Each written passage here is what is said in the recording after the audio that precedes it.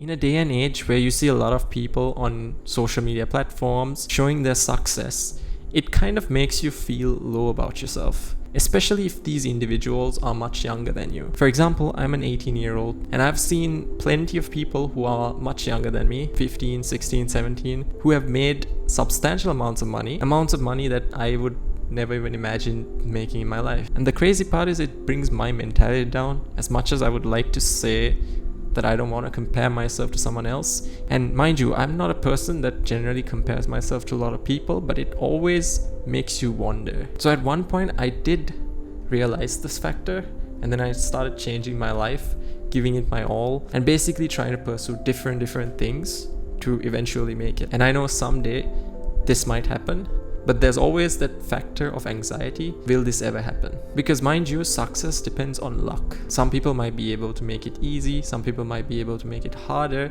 but some people, even if they do put in the work and effort, there's the uncertainty of ever making it. There's always that anxiety behind it, and I think that anxiety is just in the fact that you don't believe in yourself. So if this is you, look at it like this. Today you realize this, and then you start giving it your all for the next 4 years. On this very day, at the end of the 4th year, you give up, eventually thinking, I'm never actually going to make it. But maybe the very next day, or tomorrow for that matter, is the day that you achieve the success, the type of person that you've always dreamed of becoming. And that's basically the way I want to look at things, especially when it comes to this anxiety aspect of quote-unquote making it. Success doesn't come overnight, and it's also not about just sitting there and talking about it. And in fact, I just want to make this video to anyone that feels that sense of anxiety. Mind you, everyone or anyone who has already made it, in other words became successful, have definitely gone through countless amounts of anxiety before. Now by this I'm not talking about the people who are successful because of generational wealth. I'm talking about the people who managed to build it from the ground up.